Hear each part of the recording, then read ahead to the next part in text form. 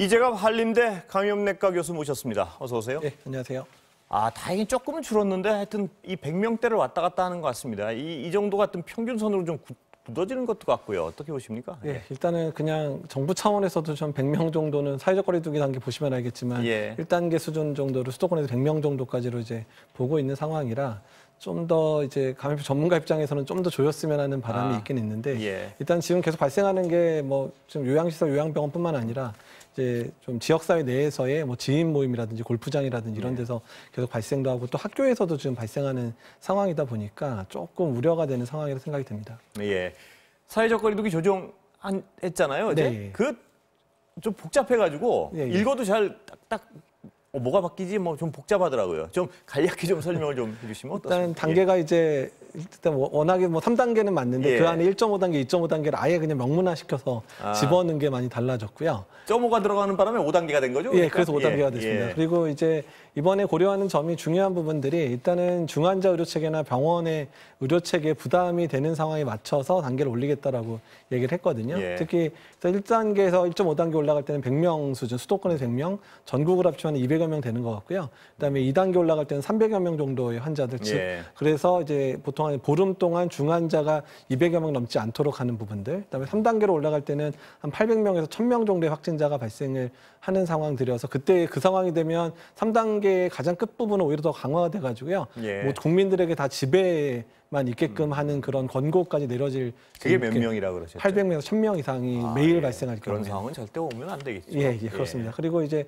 전국 유행의 단계들을 이제 2단계로 받고 2단계 이후는 전국 유행 단계, 3단계는 이제 소위 말하는 파국 단계라고 생각을 해서 했고요. 그러니까 이번 체계의 중요한 부분들은 이제 중환자 의료 체계를 고려해서 단계를 좀 빨리 올릴 수 있도록 한 측면하고 예전에는 이제 2주 동안의 평균치를 가지고 이제 올리는 걸 결정했는데 그러다 보니까 너무 이제 타이밍이 늦는다는 비판을 받아서 일주일치의 평균 을 봐서 만약에 수치가 넘어가거나 의료체계 부담이 되면 바로바로 이제 일주일마다 올릴 수 있게끔 단계 조정을 한 부분이 좀 다른 부분에 생각이 듭니다. 그러니까 어떤 현실에 더 빠른 적응을 하기 위해서 약간 단계를 세분화시켰다 이렇게 보면 좀 간단한 건가요? 네, 그렇습니다. 그리고 이제 또 중요한 측면들은 예전에는 전국 단위에 한꺼번에 이제 단계를 올리는 측면들을 했는데 이때는 권역을 7개로 나눠서 권역별로 수치를 좀 다르게 했어요. 그러니까 수도권은 100명. 그다음에 일반 지역은 뭐 30명, 그다음에 제주나 강원은 의료 체계가 좀 많이 부족하니까 10명만 넘더라도 1.5단계를 바로 올릴 수 있게끔 해서 권역별로 지자체별로 좀 접근할 수 있는 방법들이 동원된 측면도 많이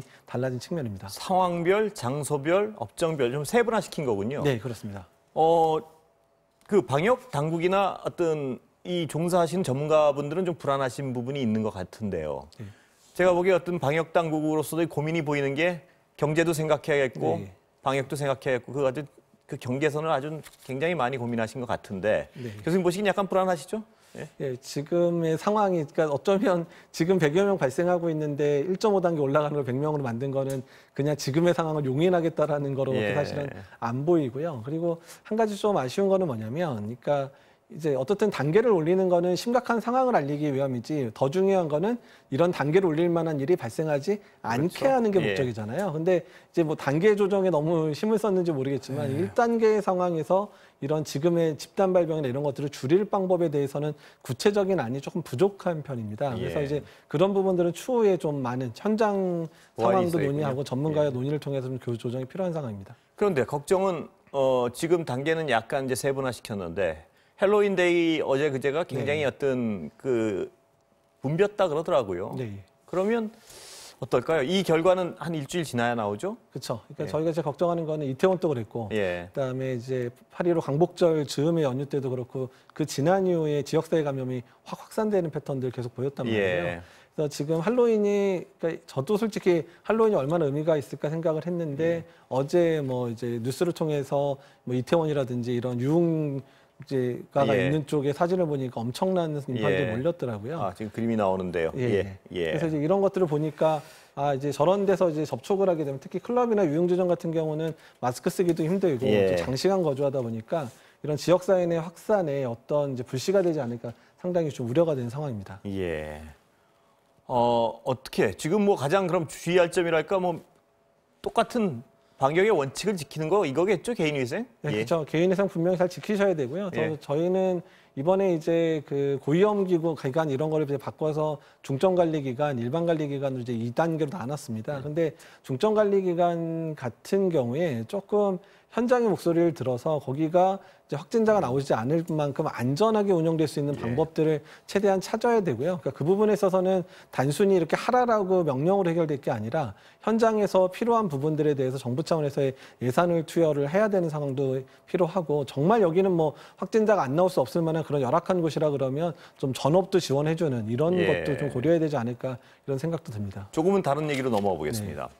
청소년 소아 다기관 염증 증후군인가요? 이름이 어려워서 제가 항상 어떻습니까? 이게 가끔 나오는 것 같은데요, 우리나라도. 그러니까 전 국내에 이제 세 번째 케이스가 지난주에 이제 확인이 됐고요. 지금 외국 같은 경우는 이제 확진자가 많다 보니까 상당히 많이 이제 보고가 되기도 했었습니다. 일부 사망 사례가 보고되기도 했었으니까요. 어쨌든 코로나19에 의한 이제 면역 체계가 교란되면서 생기는 형태여서 그러니까 이것도 중요한 게 확진자 수가 줄어야 아이들도 덜 걸릴 거 아니에요. 그러니까 그래야 아이들도 이런 상황에 빠지지 않으니까 그러니까 이 부분에 대해서도 철저하게 방역을 통해서 확진자 수를 줄이는 것들로 인해서 아이들을 또 안전하게 보호할 수 있는 방법을 찾아야 될 거라 생각이 듭니다. 이 증상은 코로나가 좀 치료된 다음에 나오는 증상이라고 볼 수 있는 건가요? 네, 그렇습니다. 코로나에 대해서 보통 뭐 완치 후에도 나타나고 아니면 이제 치료 종결한 시점에서부터 나타나는데 좋아지던 아이가 갑자기 열이 다시 나기 시작하면서 뭐 호흡곤란이 동반되거나 아니면 피부에 발진이 생긴다거나 아니면 심장 기능이 떨어지거나 또는 홍파 기능이 떨어지는 이런 다기관에서 이제 염증 반응 때문에 아이가 좋아지던 아이가 다시 나빠지는 패턴들로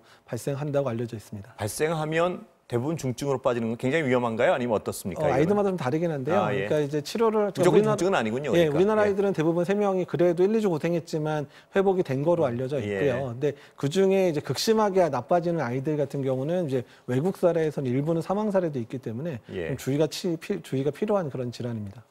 외국 얘기 보면 이탈리아에서 변이 바이러스 발생했다. 뭐 이런 얘기 또 이게 어떤 하도 여러 가지 뉴스들이 있다 보니까 지금은 무엇을 진짜 걱정해야 되는 것이고 무엇이 약간은 어떤 그냥 뉴스를 위한 뉴스인가 헷갈릴 때가 많은데요. 이 경우는 어떻습니까, 교수님? 그러니까 이제 변이 보고는 뭐 스페인에서도 변이 보고가 있고 이태리에서 변이 보고가 있는데 그만큼이나 바이러스가 오래 유행을 하고 있고 또 여러 군데서 유행을 하다 보니까 조금씩 변이가 된 이제 바이러스가 유행할 수 있는데요.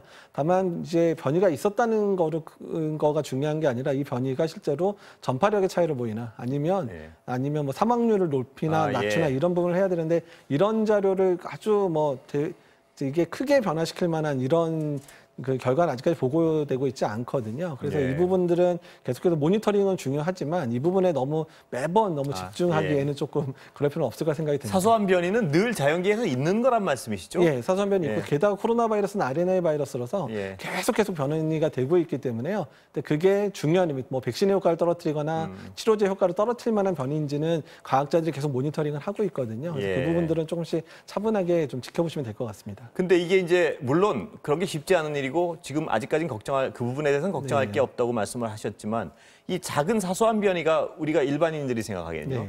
사소한 변이가 계속 반복되다 보면 그 변이의 정도가 굉장히 커지고 백신 개발 노력 같은 게 더 어려워지는 거 아닌가 이런 어떤 의심을 할 수도 있는데 어떻게 보십니까? 그건 맞습니다. 그러니까 이제 변이가 이제 길어지다 보면 2년, 3년 되다 보면 백신의 효과를 떨어뜨린 변이가 당연히 나올 수는 있는데요.